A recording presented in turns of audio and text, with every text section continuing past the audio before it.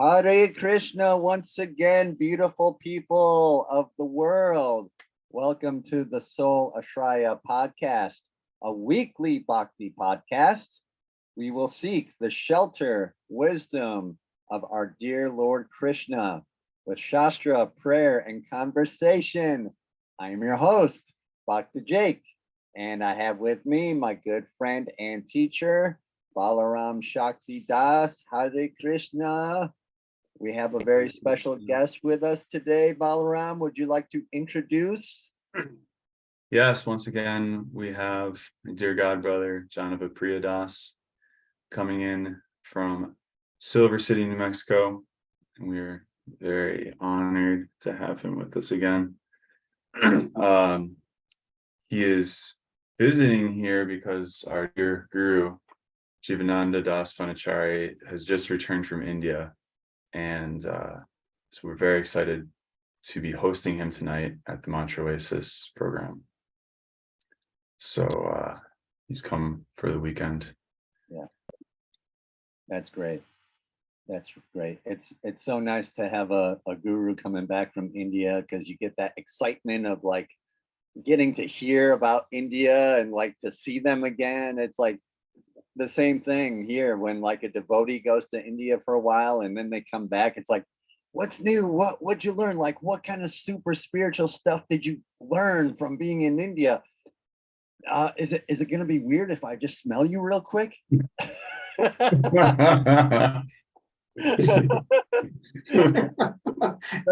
There's like that serious excitement, like when people get back from India, like they're coming back from the Holy Land. It's like a big deal. Yeah, and you can feel they're charged up.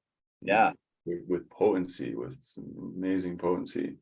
Yeah, I was very fortunate to see him Thursday night at the Krishna Cove program in the temple. I'm of course in my night classes, which get out around 11. Usually it's been like 10:45, and it's maybe like 7 minutes from the temple where I'm going to class. So I just like zoomed, down Glen and got to the temple, went around back. I was like, there's still some cars here, so I think people there. Anyway, they usually stay up late when Gurudev's there. So I wasn't trying to get my hopes up, but then I get there and I come, around the corner of the temple room, and I see Gurudev through the window, and I just went in there all smiles, and it was so amazing.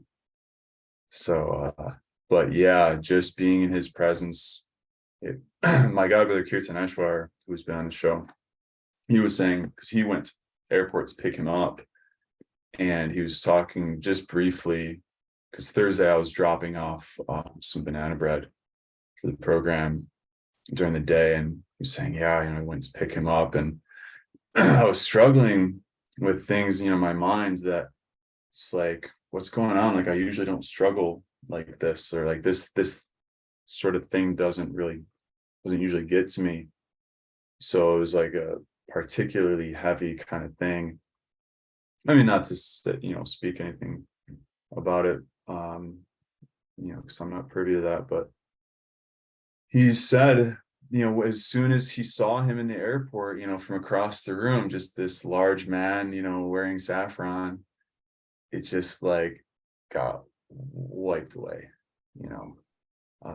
so that's the position of the guru, right? He actually removes all of the karmic reactions in our worlds, and all it is just surrender to him. Right? The whole process is simply surrender.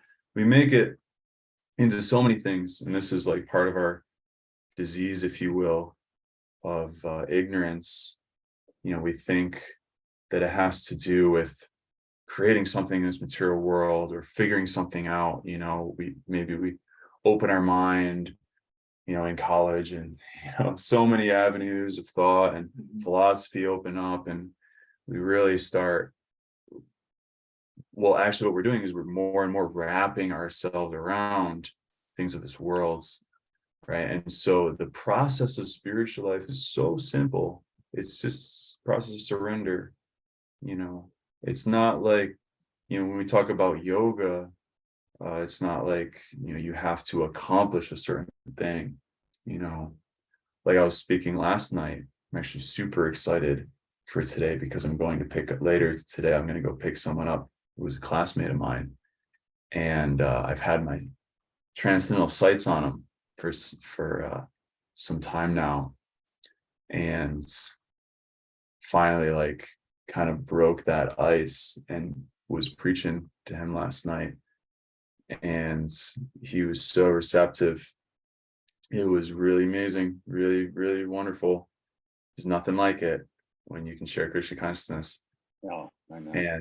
But he was talking, because he was trying to share, part of his, spiritual background, because he was also very eager to share like that, enter into that kind of mood and conversation. So his exposure was, pretty simple with Buddhism, which most of us, if you come to Krishna consciousness, chances are you've had some interaction with Buddhism or just meditation, something to that effect.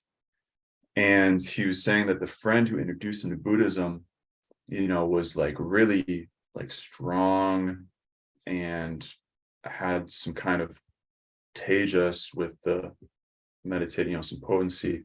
But in the end, he was just a very angry man. And, just like he couldn't conquer that. And then it actually kind of made it worse, because then he became very angry that I'm not able to represent the tradition of Buddhism, like the tradition that is giving me the thing that I'm like feeling, the connection with beyond this world, if you will. I'm not able to represent that. I'm not able to actually be a Buddhist, like it's like, how devastating is that? Like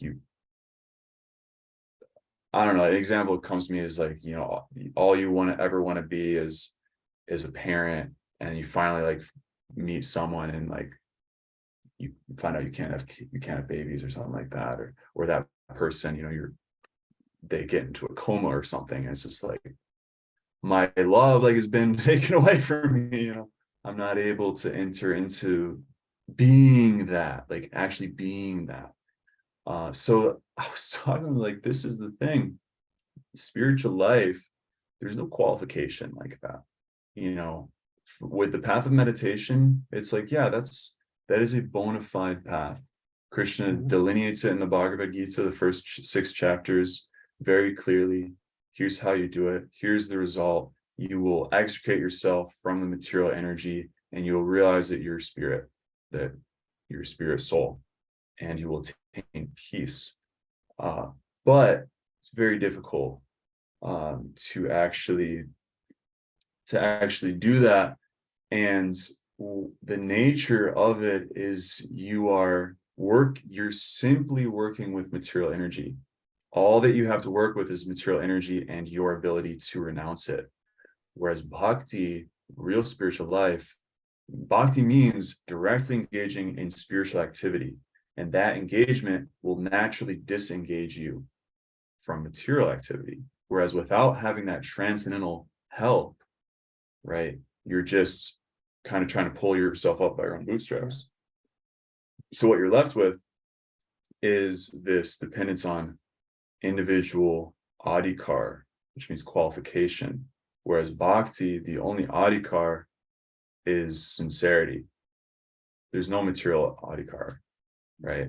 It's like, we studied the first 6 chapters of Bhagavad Gita, take you into a study of the yoga ladder, the progression of all of the stages of methodology per your consciousness.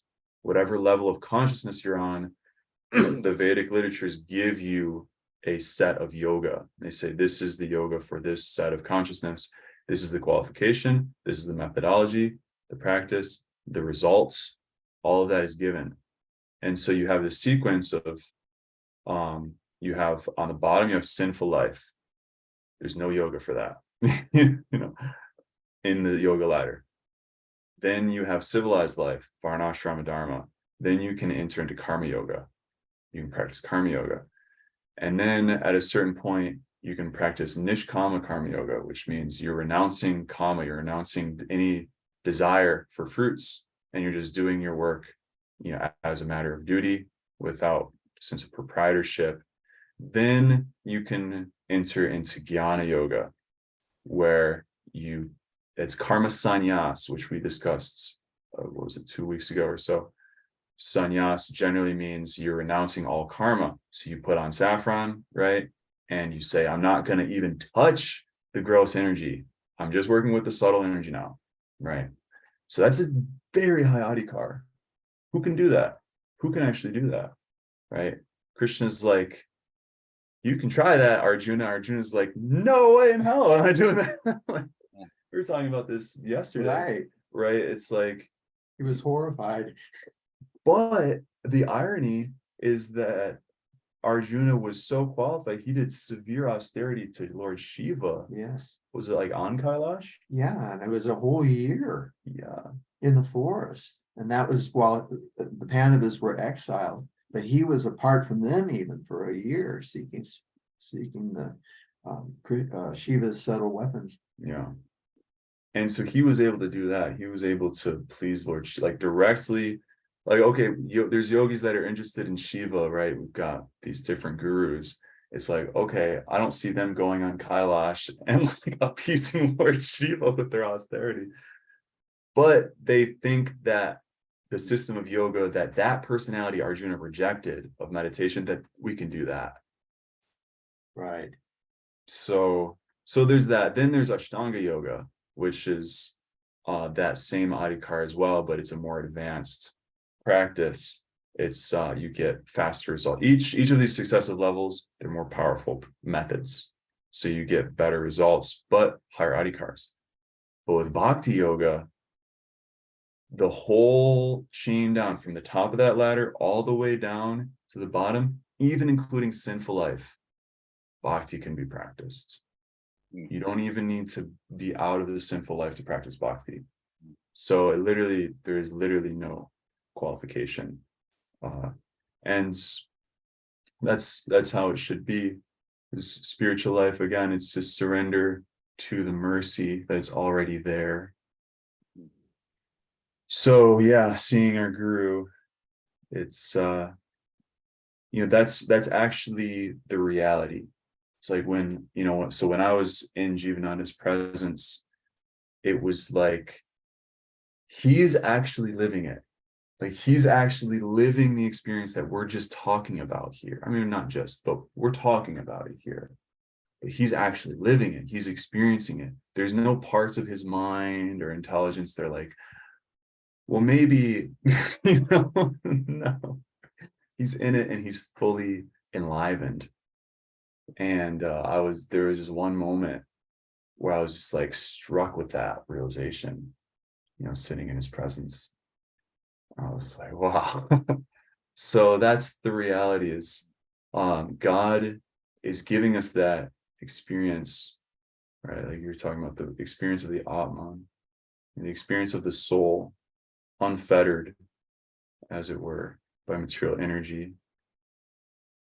So maybe we can kind of segue this, because I want to, since we have Jahnava Priya here, I want to hear him speak and induce him to bring out some nectar for us to churn here.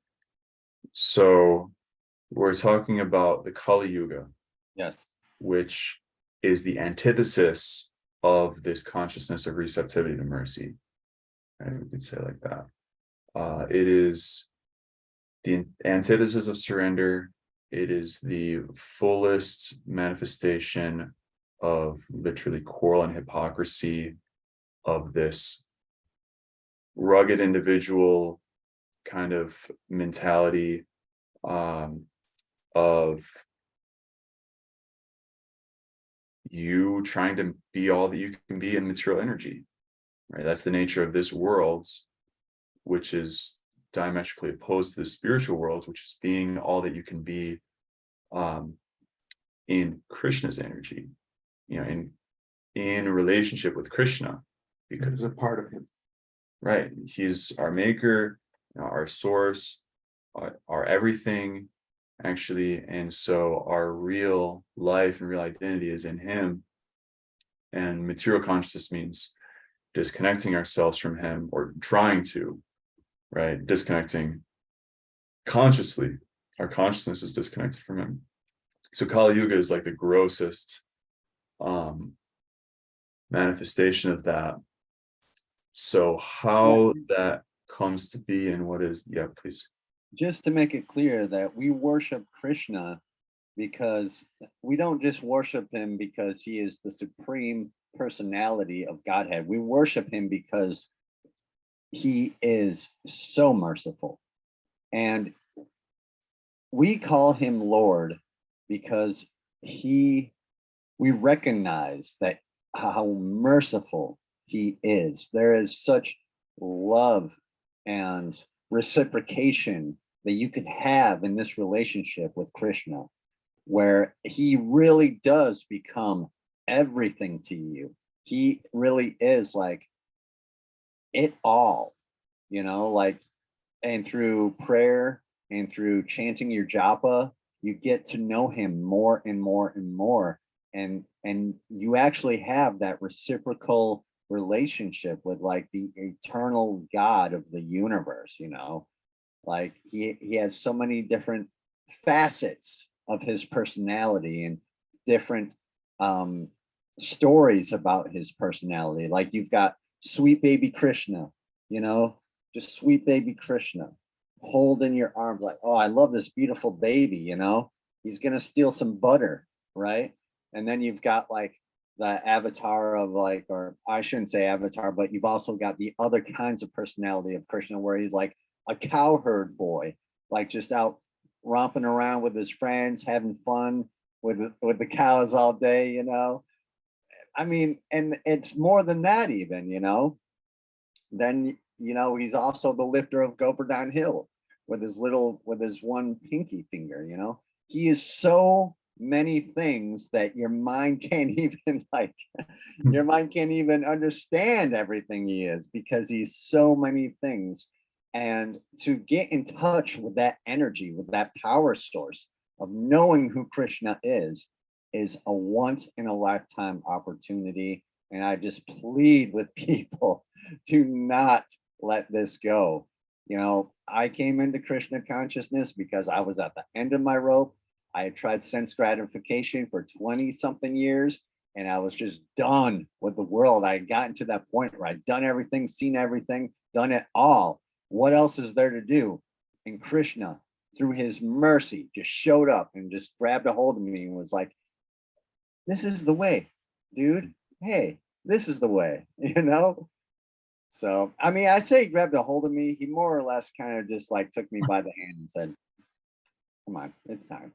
Come on. So, yes, very merciful. And that's why we worship him. And that's why he is our hope in this age of Kali Yuga. Take it away. Well, that reminded me of something of what you had said about when you came to Krishna consciousness, and if you could talk about that, of it will, you remember the words of like fulfilling the promises or the highest aspirations, right, of your experience in Christianity and so much more. Could you tell us about that experience coming to Krishna consciousness, and then as well about your background in Pentecostal revival? Well, I came to Christ when I was 17 in that old Christian discipleship movement. That was in the early 70s when I came. And it was an effort to reestablish the discipleship that Jesus taught. Jesus didn't come to make people, people that would come to church for a few hours a week, casually sing some hymns and then go live like the world the rest of the time.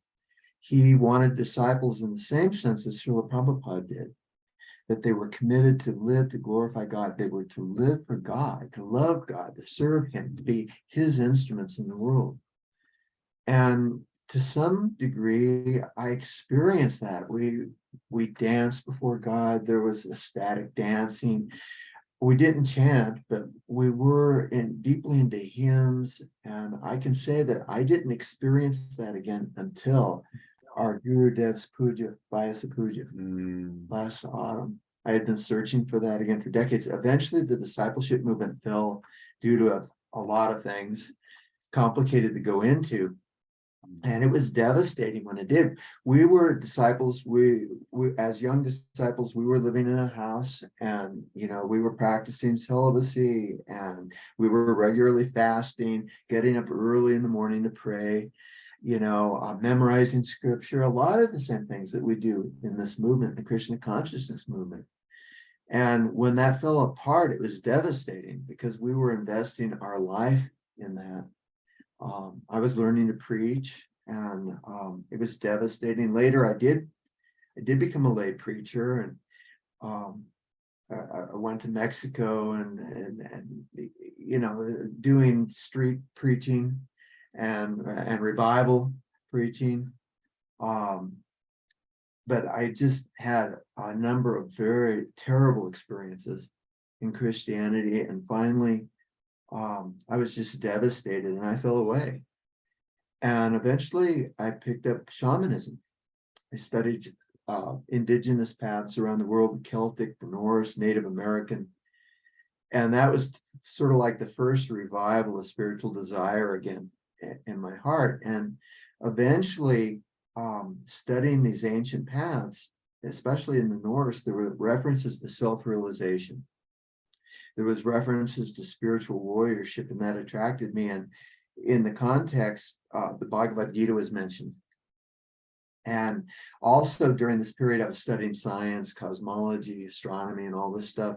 And so when I was first exposed to the Bhagavad Gita,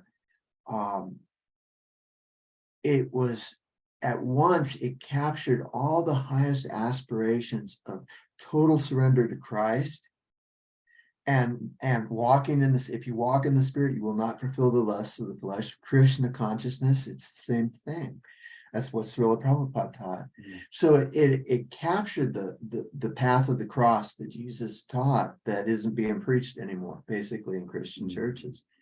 Srila Prabhupada, Krishna was talking about surrendering and living a life totally dedicated to walking in the spirit. But at the same time, all these things that I'd learned in shamanism and everything like that, when I started reading about Krishna's life, it just was a match. It was just ecstasy reading about him. And so. Excellent. I can definitely relate to a lot of those things for sure. Absolutely. Yeah. It's kind of jogging my memory about having Pentecostal tent revivals and just revivals and stuff like that. And in my younger days, I remember really learning about A. Allen and the other Pentecostal preachers that were around in the 40s and 50s, and there were so many of them back then, and it is kind of funny how similar the two things really kind of do line up like that, like there's a lot of crossover, I guess you would call it, There is. Dancing, singing and dancing. Yes. I can definitely relate where there seems like there was a certain point in history where all of that really great stuff about Pentecost just fell apart for one reason or another. And Balaram, is there any way we can get Prabhu closer to the microphone when he's speaking? Is there any way we can do that? Yeah, get him right in there. Get right in that mic. Yeah, there you go. I like that a lot better. Go ahead, Prabhu. Talk to us about Kali Yuga and your things there. So just to kind of deepen that prompt, could talk about the revival in Wales in 1904. because that's something that deeply inspired me. And it directly bears on Krishna consciousness. It's uncanny. So in 1904, and I can't remember, my computer was down, the motherboard burned out, and so I haven't been able to prepare for this. But there was a young college student, and he was just seeking God. He was seeking God's face. That's referred to in the Bible a lot. You're seeking to be in the presence of God. When you're seeking somebody's face, you're seeking darshan. Wow, You're seeking, and he would stay up all night and pray. And Jesus used to go off into the wilderness. It says he'd get up hours before dawn and go off into the wilderness to pray. At crucial moments in his ministry, he would climb on a mountaintop and pray all night to God.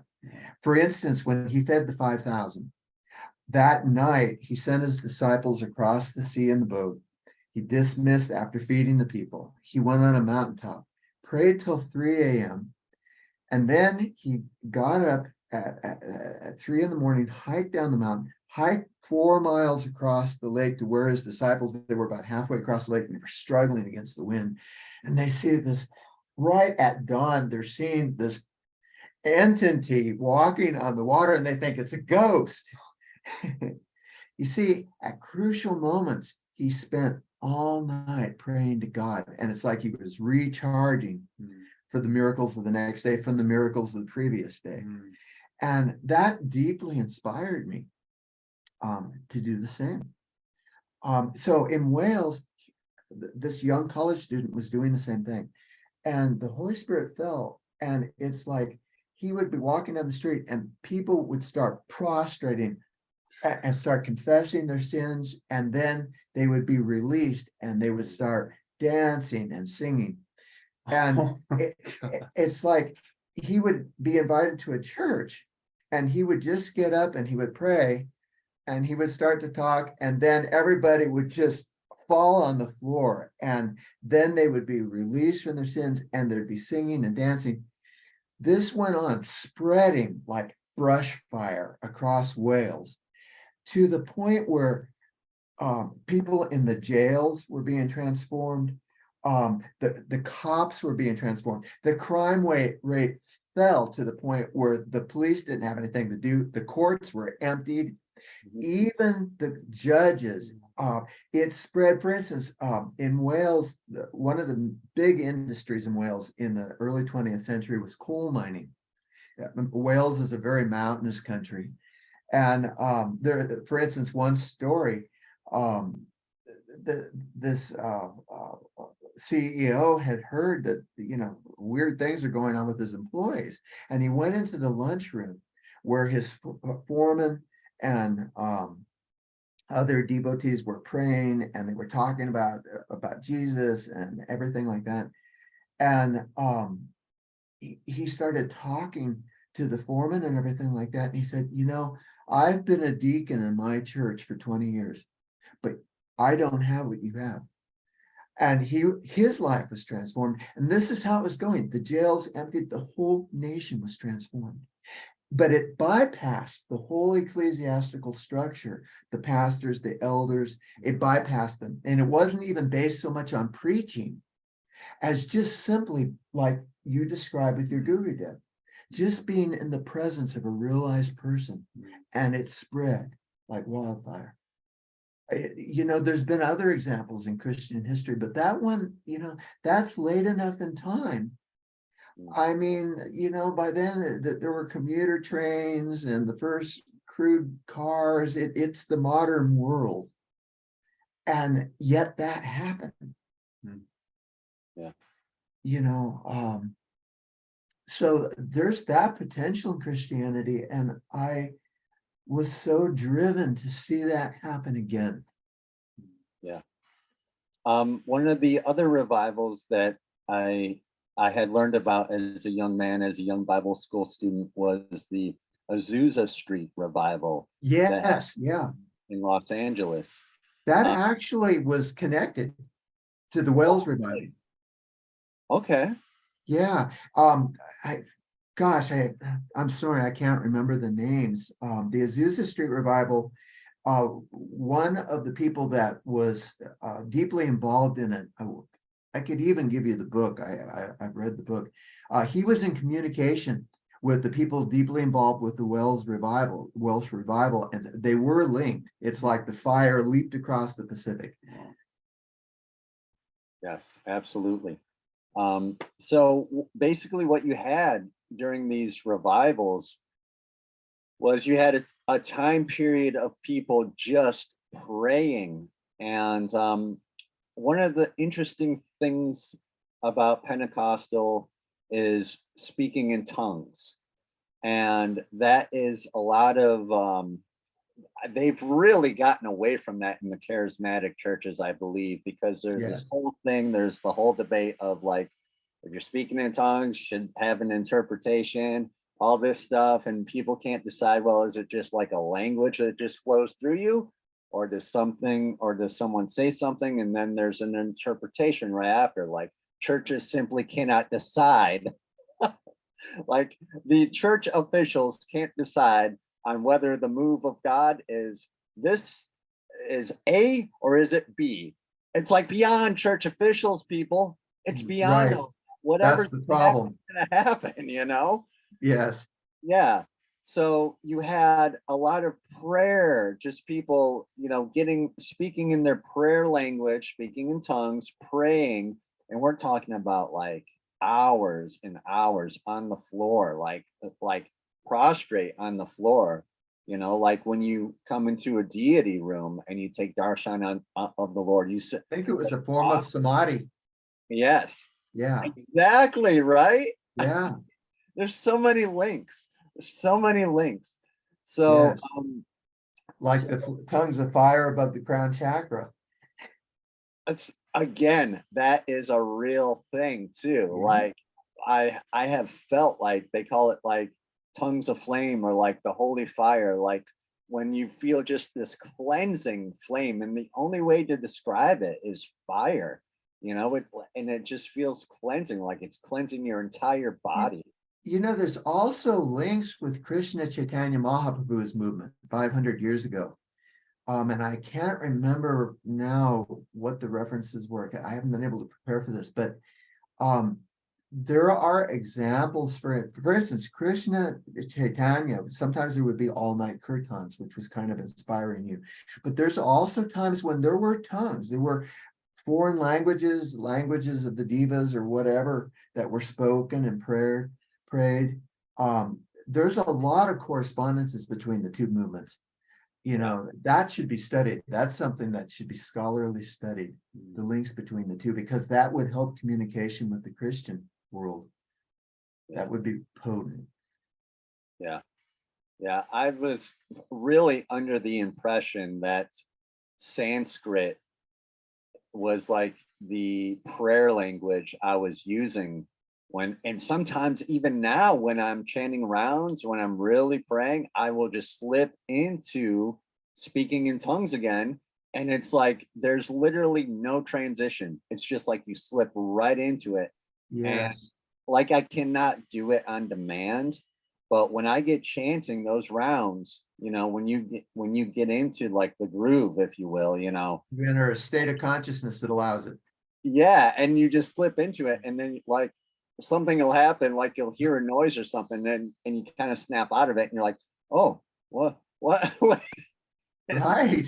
But you like the presence of God is just falling. It's just around you. It's just when I love those times. I love that so much. And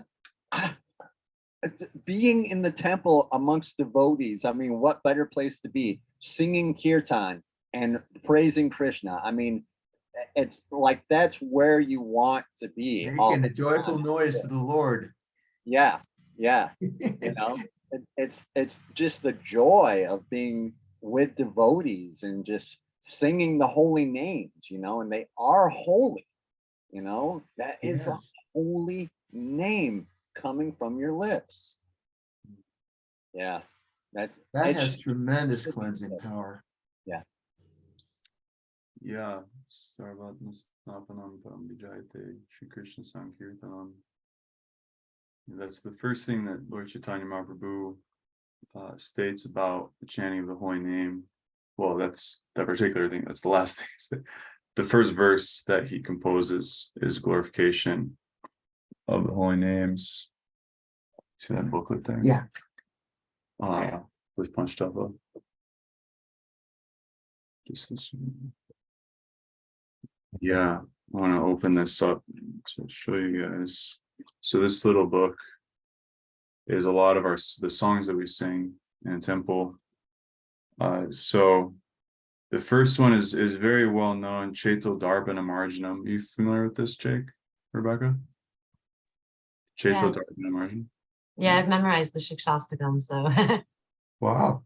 do you want to hear? I could do the first one. Cheto Yeah. Darpana Yeah. Marjanam, Bhava Mahada Vagni Nirvapanam, Shreya Kairava Chandrika Vitarnam Vidya Vadu Jivanam, Anandam Buddhivardhanam Pratipadam Purnam Rita Swadanam, Sarvatma Snapanam Param Vijayate Shri Krishna Sankirtanam. Beautiful.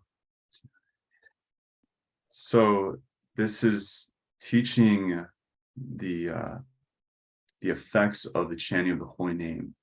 You know, what's occurring. And so I was, another thing that be interesting to talk about, because we've talked about it before, like the King James Version introducing the word church, and as opposed to assembly, and just ecclesia. Yeah. So the paradigm shift that has brought this very dogmatic kind of sectarianism to what originally is simply a spiritual science.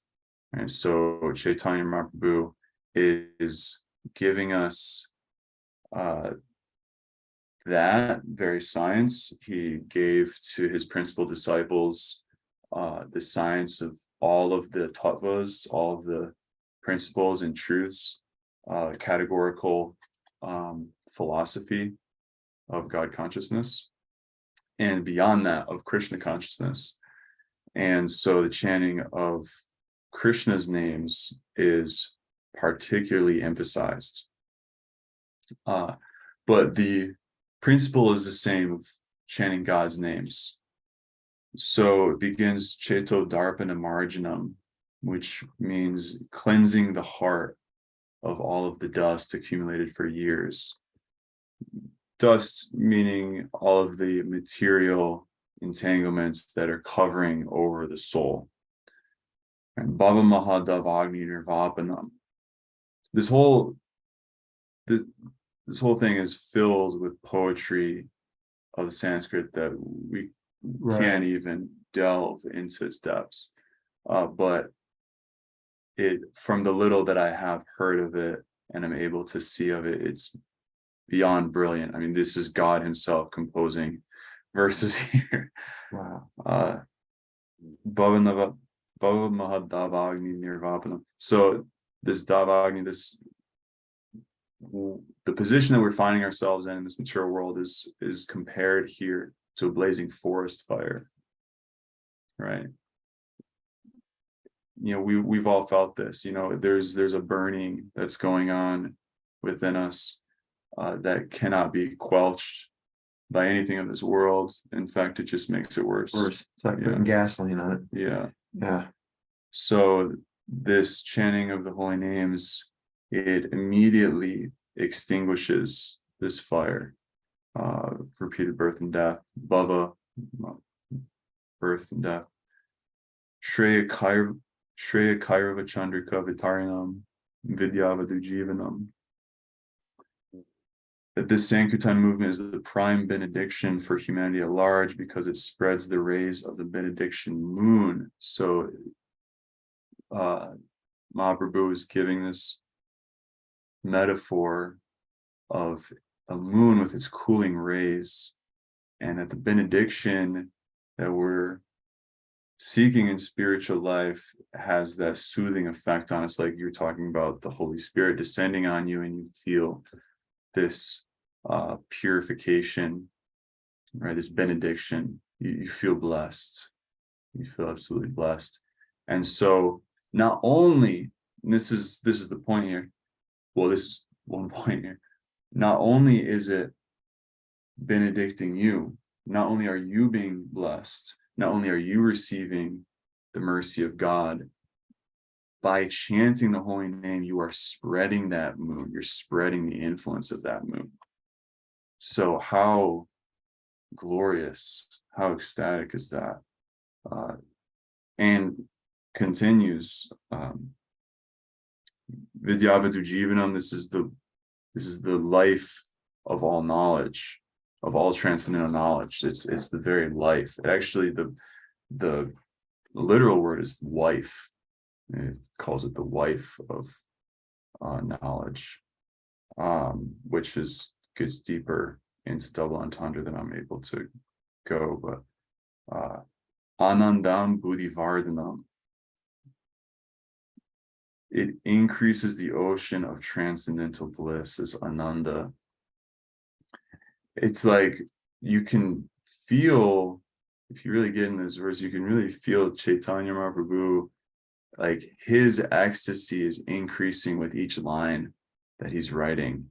It's like if the first thing wasn't enough for you, right? Just like Chaito Darpana Marjanam, the temple of the heart is being cleansed. The mirror of our consciousness, and that fire of material existence just being washed away, right? The moon of transcendental life is just increasing its influence, shining onto all beings. And the moon is associated with the mind. It's a cleansing of the mind, right? Cleansing, a purifying of the mind, and that's prelude to a darshan.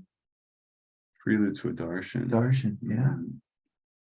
The Bhagavatam repeatedly, because once a rishi's mind is purified like a pool with the lotus, and then God, you can see God in your heart, the Paramatma. Just the same as how the sun reflects off of the moon. Yeah. Right. Yeah. That's how the Lord manifests. Yeah. If the moon is like the mind, the mirror of our consciousness. It's the sun that illuminates it. Yeah. Which is God. Pratipadam purnamrita swadanam. This purna amrita, this nectar. So Ananda is bliss, amrita, mrit is death, right? Morte means death. So amrita means deathless. Yeah. Ambrosia. What's the other word? Anyway, immortality, nectar of immortality. So purna amrita, not just amrita, again, like Chaitanya is entering into ecstasy on meditating on the holy name. It's beyond any kind of amrita. Purna means full. It's totally, absolutely full nectar. And he's saying that this is the nectar for which we're always hankering. We're always hankering for Krishna. That pratipadam, at every step, we're able to relish. So this is one of my favorite parts of the verse, because this one and the next one, which was what you had mentioned originally, because no matter where you are in Krishna consciousness or in any form of consciousness, again, as we were saying in the beginning, like even sinful life, you're able to practice bhakti-yoga, right? There's no precondition to receiving mercy. So Chaitanya Mahaprabhu is affirming that at every step that you get that nectar. And then sarvatma snapanam. So that means the cleansing, that bathing. Snapanam means to bathe or to cleanse. So that cleansing effect is taking place for sarva atma, for all souls, actually all souls. And you could also translate as our atma can be translated in different ways depending on context. And if it's saying sarva atma, it's indicating that all of those contexts are valid. So what are those? Basically, you have atma is like self. So the self, and the self is different depending on where your consciousness is, but it's the same, because we're identifying as ourself to be these bodies, our mind, our intelligence, or the soul. and then there's the Paramatma, the supreme soul, of which we're a part. So all of these levels of being are being cleansed, and we're experiencing, again, no matter where we are. At the same time, every Atma is also receiving that benefit. We're not just benefiting ourselves when we chant Hare Krishna. Every soul is part and parcel of God, is an Atma, and so they're also receiving benefit. We're connecting with the source. We're pouring water on the root of the tree. It's not. Again, we have to realize that we're not separate from anything in this world. And if you're connecting with God and worshiping God, it's benefiting every soul. And then the final line, Param Vijayate Sri Krishna Sankirtanam. It's he's giving several what's the word for like a affirmative or something that's like Vijaya.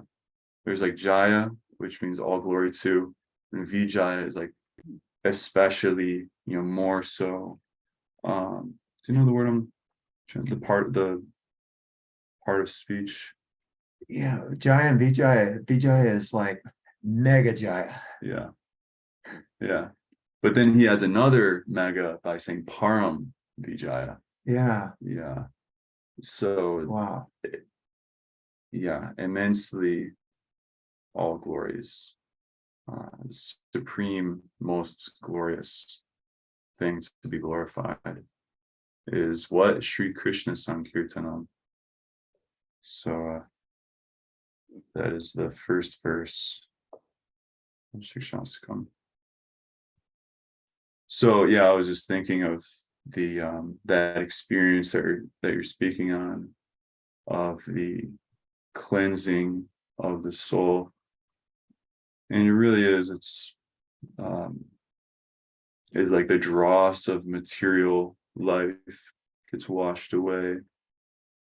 So this is what Sankirtan is actually affecting. Sankirtan, this is what Kirtan is affecting, right?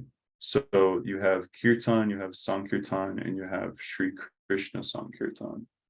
And this is what Chaitanya Mahaprabhu is giving us, that is just particularly amazing about this movement, is it's giving us the highest extent of Kirtan, which is like you're saying about the highest aspiration, right? Because the aspirations of religion is Kirtan, is the experience of glorification of God, right? And that's what cleanses our soul. Yeah. I mean, I gave an honest attempt here, but I really could barely scratch the surface of this verse. I'm not really qualified, clearly, to extract what's going on here, but you at least can get some hints that this is not an ordinary thing, that is Chaitanya Mahaprabhu is expressing. He wouldn't take such lengths with these words, but he's expressing the glories of Sri Krishna Sankirtan. So you have Kirtan, and even Sankirtan means complete Kirtan or congregational Kirtan. And so that's like the revival school is directly Sankirtan. And this is not a sectarian thing. And that has been actually, and that's really what it seems like, and maybe we could get a little bit deeper into that, of the cause of the fall down of these different traditions or movements, is when it gets sectarian, you lose the essence completely, right? And I'll let you speak. Hierarchy. Yeah. When you get into hierarchies and things like that, I mean, there's so many forces at work in it.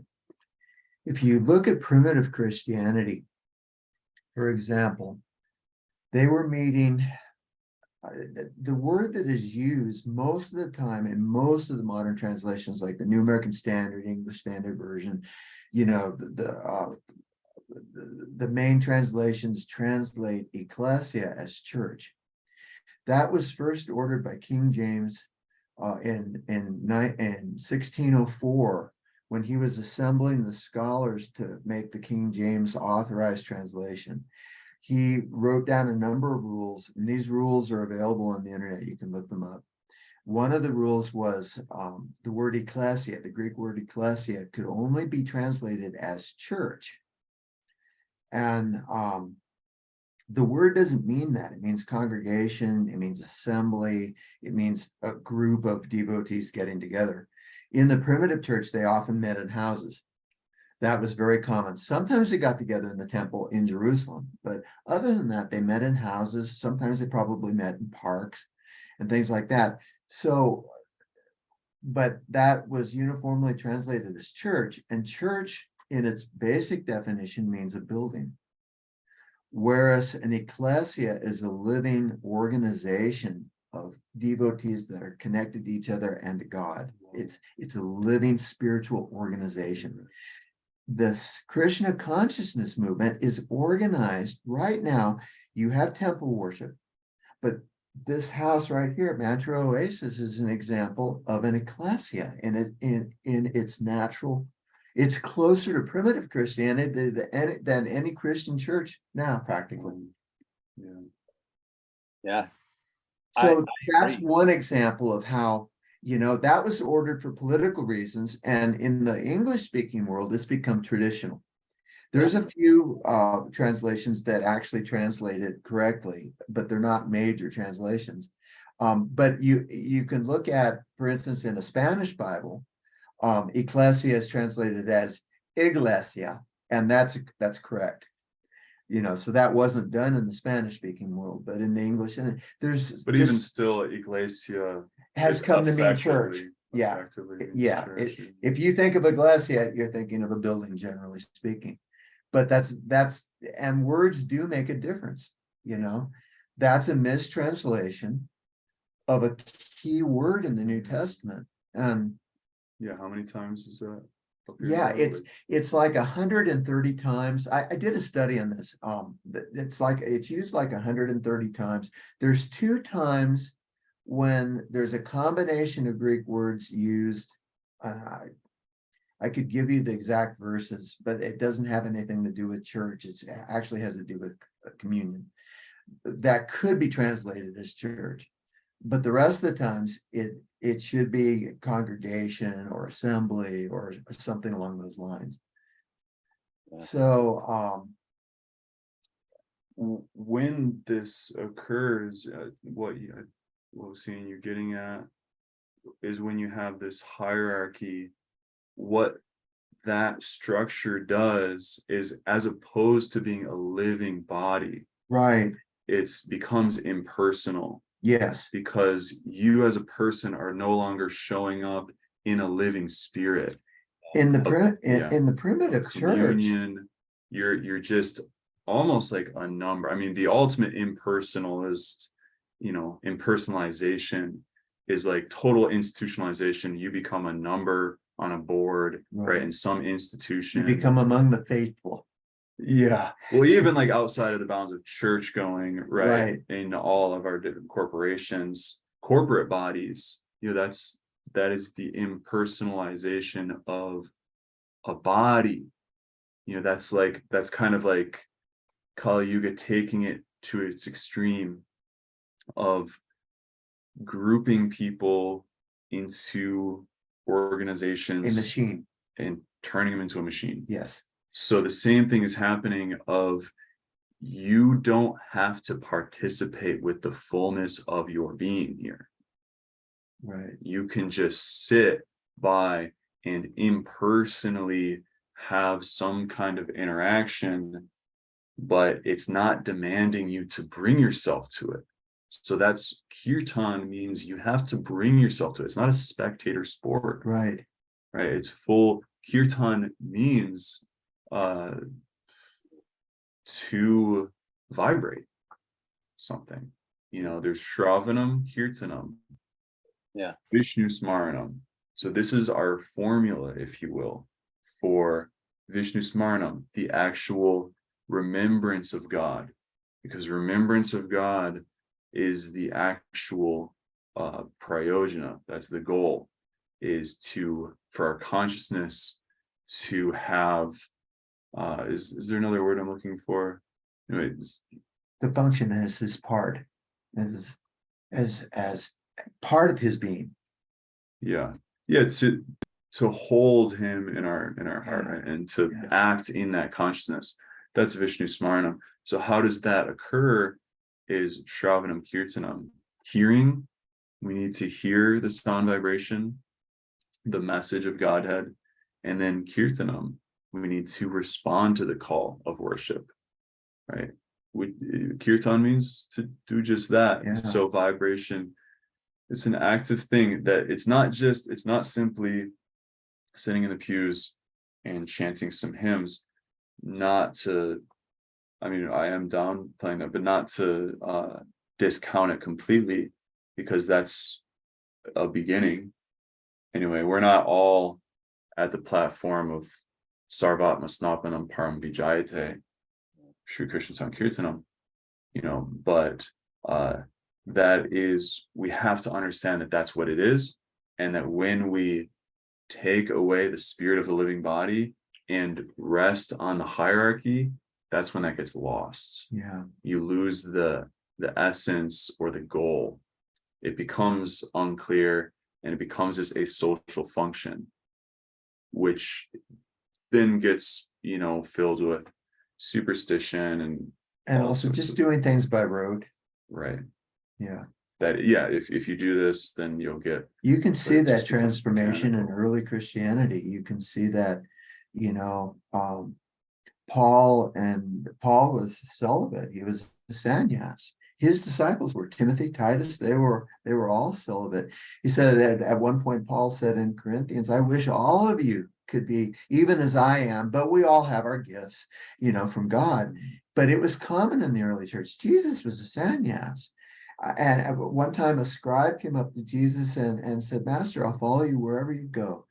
Jesus looked at him. He said, "The foxes have their holes and the birds of the air have their nests, but the Son of Man has nowhere to lay his head. And if you're going to follow me, you're not going to have anywhere to lay your head, because we're hiking through the mountains of Samaria, Judah, and the hill country of Galilee, preaching to the villages, and you're going to be joining us." But, a scribe was a wealthy occupation at the time, because most people were illiterate. So he was likely had a home and was prosperous. And he's saying, you have to take up your cross daily, follow me. Wow. Srila Prabhupada sent out sannyasins. Remember Brahmananda Swami? When they were sent out to preach without any support, you're going to learn to rely on Krishna. And Brahmananda said he had 35 cents in his pocket. But they wound up preaching all over the United States, ultimately in Pakistan, just before the Indo-Pakistani War broke out in the early 70s.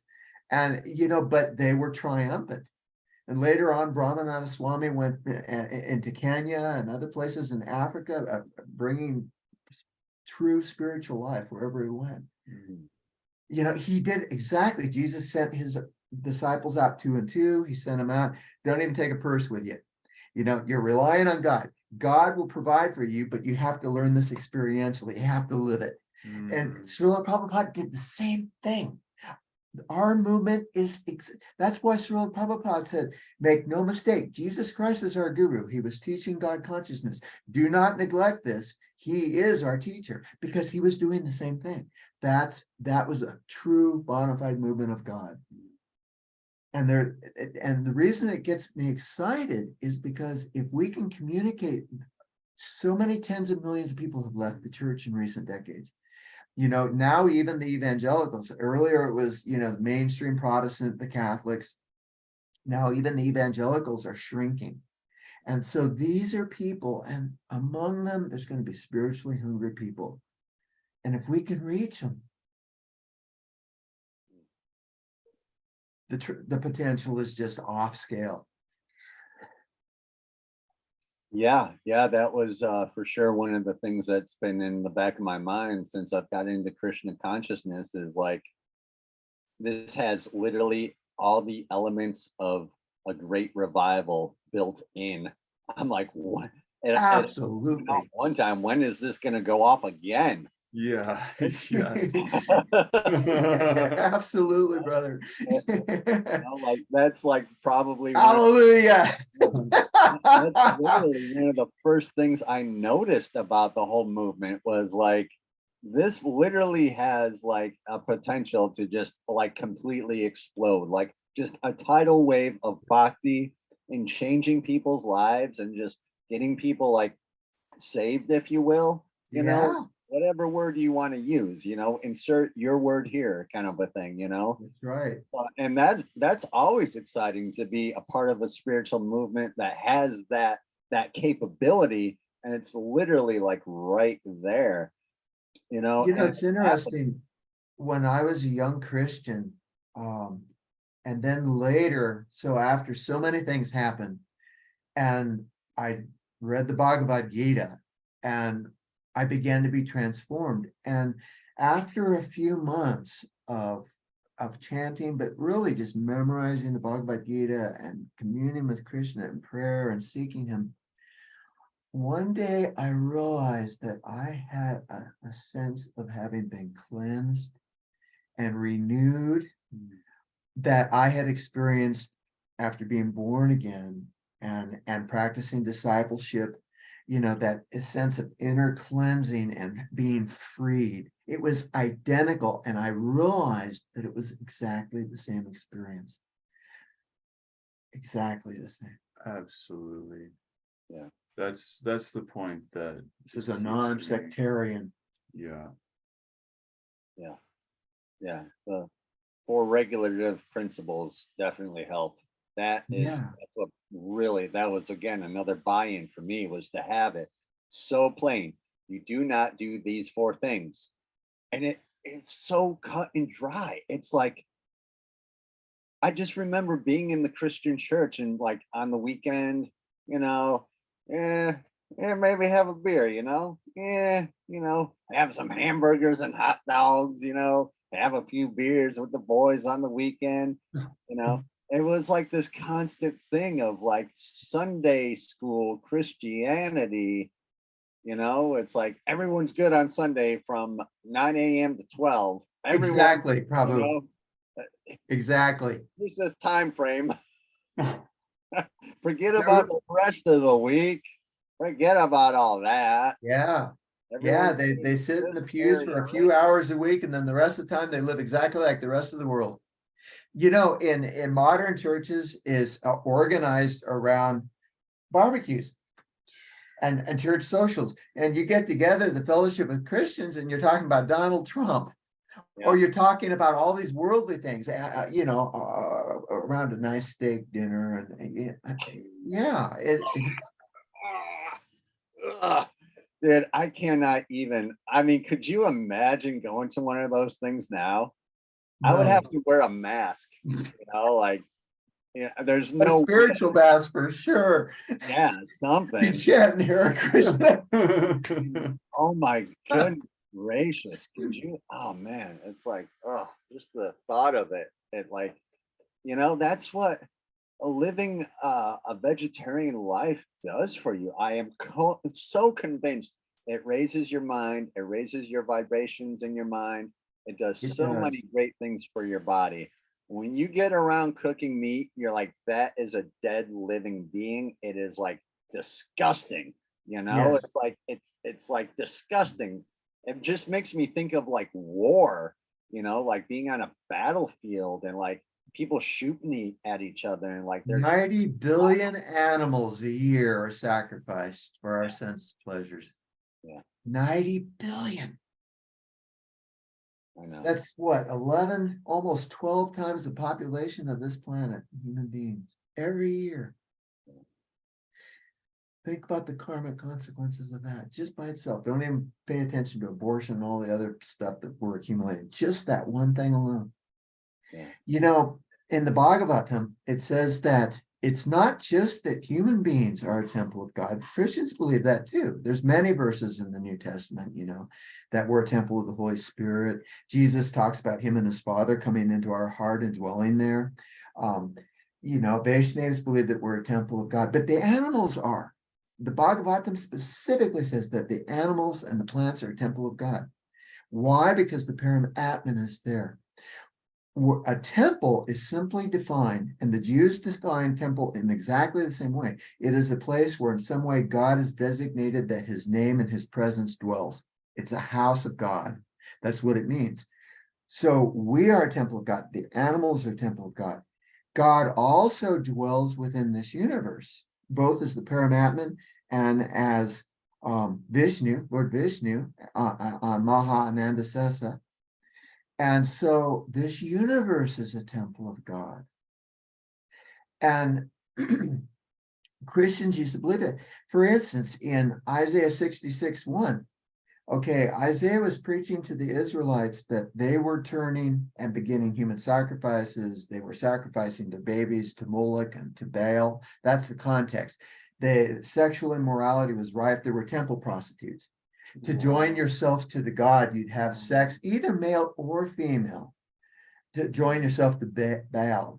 Those are among the things that were being practiced. And God was saying, if you keep this up, you will be judged. You're already having drought. You're already having military conquest. All these judgments of God are coming. And they kept saying, no, no, no, no, no. God only has his temple here in Jerusalem, nowhere else. Nothing's going to happen to us. The temple of God in Jerusalem is here. And in Isaiah 66:1, it says, behold, heaven is my throne and the earth is the footstool of my feet. Can you build me a temple as good as that?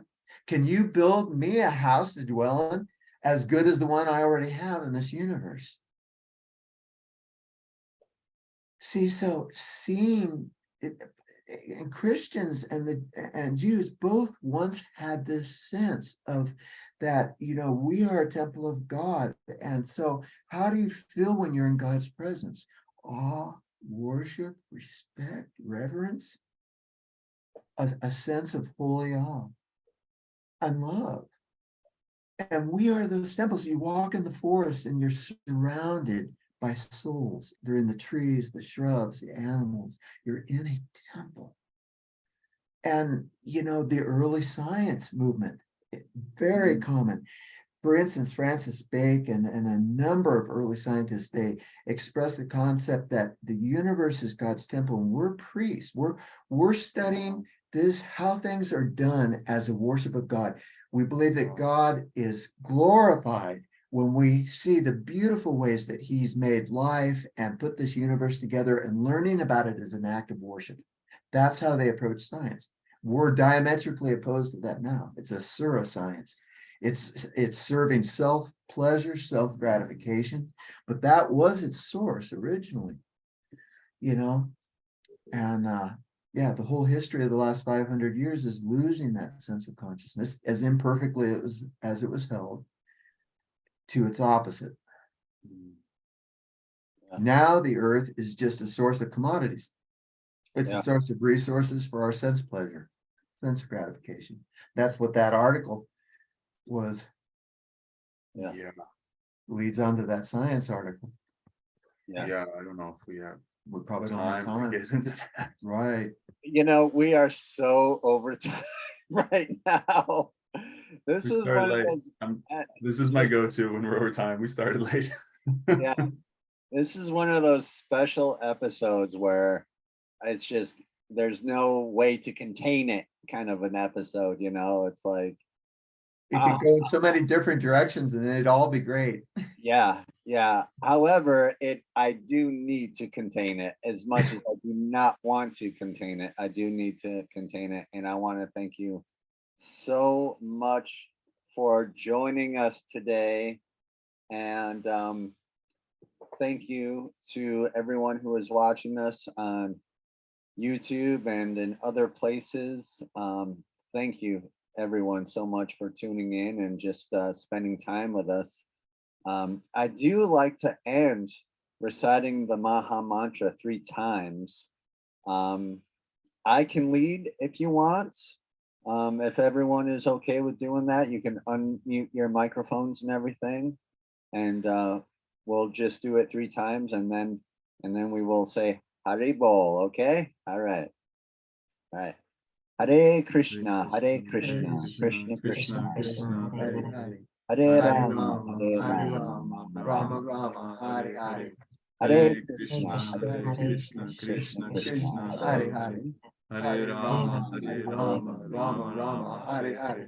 Hare Hare Krishna, Krishna, Hare Hare Krishna, Krishna, Krishna Krishna, Hare Hare. Hare Rama, Hare Rama, Rama, Rama Rama, Hare Hare. Thank you, beautiful people, and thank you for everyone watching and tuning in and checking us out. We will see you next time on the Soul Ashraya podcast. Hare Hare Bo. Hare Bo. Haribo.